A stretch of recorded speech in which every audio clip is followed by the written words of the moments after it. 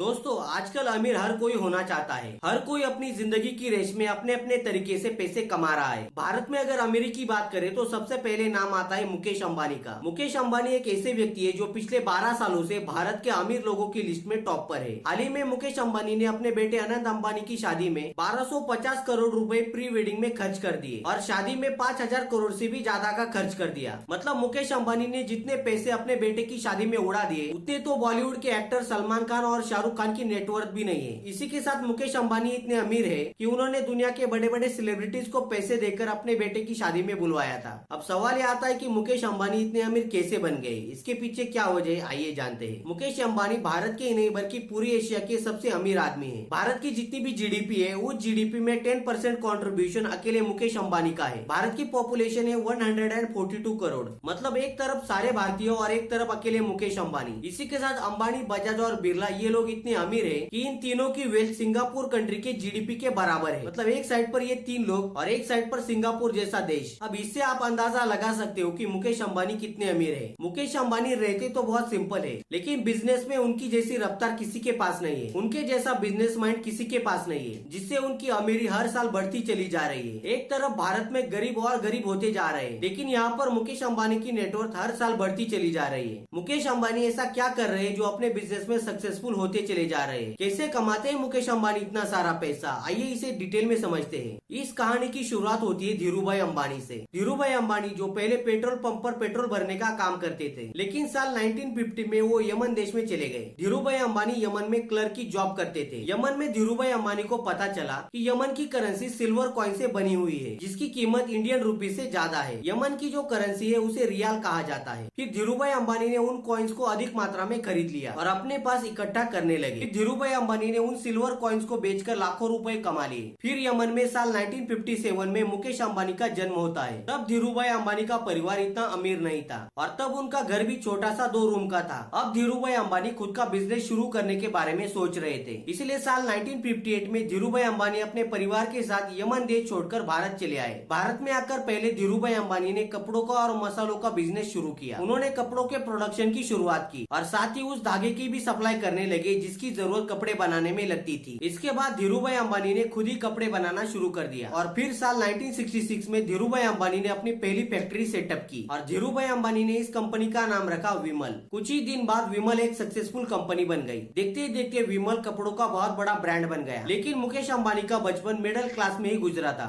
धीरूभाई अंबानी का बिजनेस तो अच्छा चल रहा था, लेकिन उस समय धीरूभाई अंबानी बड़े बिजनेसमैन नहीं थे। मुकेश अंबानी ने अपने भाई अनिल अंबानी के साथ मुंबई के हिल ग्रेंज हाई स्कूल में अपनी पढ़ाई पूरी की। स्कूल का एजुकेशन कंप्लीट करने के बाद मुकेश अंबानी ने सेंट जेवियर कॉलेज में अपनी पढ़ाई पूरी की। उसके बाद उन्होंने इंस्टीट्यूट ऑफ केमिकल टेक्नोलॉजी में केमिकल इंजीनियरिंग की डिग्री हासिल की। ग्रेजुएशन के बाद मुकेश अंबानी अपनी मास्टर्स की डिग्री पूरी करना चाहते थे, इसलिए मुकेश अंबानी मास्टर्स करने अमेरिका चले गए। उस समय मुकेश अंबानी को मास्टर्स करने के लिए स्टैनफोर्ड यूनिवर्सिटी में एडमिशन मिला था, लेकिन मुकेश अंबानी बीच में ही पढ़ाई छोड़कर भारत वापस चले आए, क्योंकि उस समय धीरूभाई अंबानी का बिजनेस काफी तेजी से ग्रो हो रहा था और इसी वजह से पिता को बिजनेस में मदद करने के लिए मुकेश अंबानी अपनी पढ़ाई छोड़कर भारत वापस चले आए। असल में ये हुआ था कि मुकेश अंबानी जब अमेरिका में एमबीए कर रहे थे तो उस समय धीरूभाई अंबानी को पॉलिस्टर फिलामेंट धागे को बनाने का गवर्नमेंट लाइसेंस मिल गया था और इस लाइसेंस को मिलने के बाद धीरूभाई अंबानी ने पॉलिस्टर फिलामेंट धागे को बनाने के लिए पाताल गंगा जो महाराष्ट्र के रायगढ़ में स्थित है वहाँ पर एक मैन्युफैक्चरिंग प्लांट सेटअप किया और फिर धीरूभाई अंबानी ने अपने बड़े बेटे मुकेश अंबानी को अमेरिका से भारत में वापस बुलवा लिया। फिर मुकेश अंबानी अपनी पढ़ाई बीच में छोड़कर भारत वापस आ गए। फिर 24 साल की एज में मुकेश अंबानी ने अपने करियर की शुरुआत रिलायंस इंडस्ट्रीज से शुरू की। धीरूभाई अंबानी के एक मैनेजर थे जिनका नाम था रसिक भाई। उस समय मुकेश अंबानी रसिक भाई के अंडर काम करते थे। कुछ दिनों के बाद जब मुकेश अंबानी सब कुछ सीख गए तो धीरूभाई अंबानी ने मुकेश अंबानी को सभी राइट्स दे दिए और फिर मुकेश अंबानी अपने मर्जी से काम कर सकते थे। बिजनेस का कोई भी डिसीजन लेना हो मुकेश अंबानी अपने पिता धीरूभाई अंबानी से एडवाइस जरूर लेते थे। जब मुकेश अंबानी ने रिलायंस की सभी भागदौड़ अपने हाथों में ले ली तो उससे रिलायंस इंडस्ट्रीज को बहुत फायदा हुआ। साल 1985 में धीरूभाई अंबानी के मैनेजर रसिक भाई की डेथ हो गई।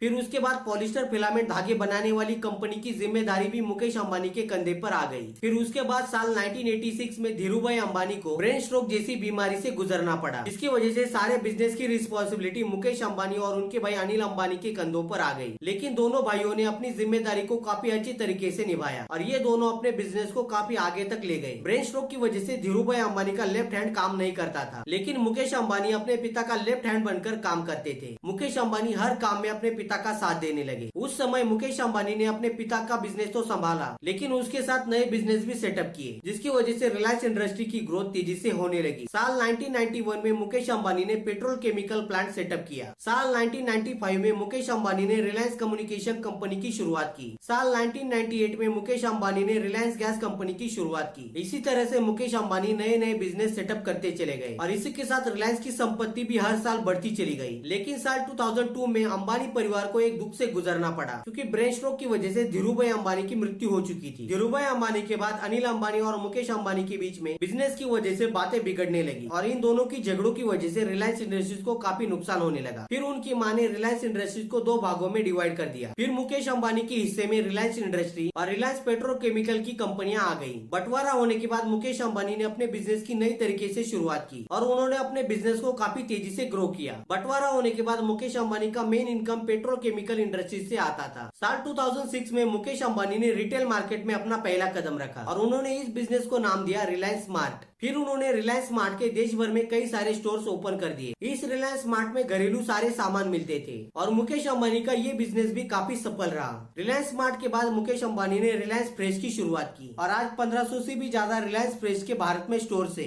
रिलायंस स्मार्ट के अंदर उन्होंने कई सारे छोटे छोटे ब्रांड की शुरुआत की और आगे जाकर ये सारे ब्रांड काफी सक्सेसफुल रहे। इनमें Reliance fresh, Reliance trends, Reliance digital और रिलायंस फुटप्रिंट जैसे ब्रांड शामिल है। फिर साल 2010 में मुकेश अंबानी ने रिलायंस इन्फोकॉम कंपनी की शुरुआत की। ये कंपनी एक ब्रॉडबैंड कंपनी थी, जिसका इम्पैक्ट साल 2016 में हमें देखने को मिला, जब रिलायंस ने अपना टेलीकॉम ब्रांड जियो लॉन्च किया। जियो रिलायंस इन्फोकॉम कंपनी का एक बिग वर्जन था। जियो जब मार्केट में लॉन्च हुआ तो जियो ने अपने सारे कॉम्पिटिटर कंपनीज की बैंड बजा दी और देखते ही देखते जियो भारत का नंबर 1 मोबाइल ऑपरेटर ब्रांड बन गया। उसके बाद मुकेश अंबानी ने जियो के नाम से एक फोन भी लॉन्च किया और ये फोन साल 2016 में सबसे ज्यादा सेल होने वाला फोन बन गया। आज की डेट में जियो के पास बाकी कंपनीज की तुलना में सबसे ज्यादा यूजर्स है। साल 2020 में मुकेश अंबानी ने जियो मार्ट की भी शुरुआत की। आज जियो मार्ट भारत के 200 बड़े शहरों में काम कर रहा है। इसी के साथ Mukesh Ambani Mumbai Indians IPL team के भी मालिक है। वही मुकेश अंबानी एक मीडिया कंपनी के भी मालिक है, जिसका नाम है रिलायंस एंटरटेनमेंट। मुकेश अंबानी जो भी बिजनेस करते चले गए, वहाँ पर उन्हें सफलता मिलती चली गई। भारत में आज की डेट में बिजनेस के बादशाह की बात करें तो वो है मुकेश अंबानी। ज्यादा सेक्टर में बिजनेस होने के कारण मुकेश अंबानी भारत के साथ साथ एशिया के भी सबसे अमीर आदमी है। आज रिलायंस इंडस्ट्री हर फील्ड में अपना बिजनेस कर रही है। तो आपको क्या लगता है कि आने वाले 10-20 साल में मुकेश अंबानी अमीर लोगों की लिस्ट में टॉप पर बने रहेंगे या नहीं? कमेंट सेक्शन में जरूर बताइए। इन्फॉर्मेशन अच्छी लगे तो इस वीडियो को लाइक कर हमारे चैनल को सब्सक्राइब कर लीजिए। मिलते हैं किसी नए इन्फॉर्मेटिव वीडियो में, तब तक के लिए जय हिंद, वंदे मातरम।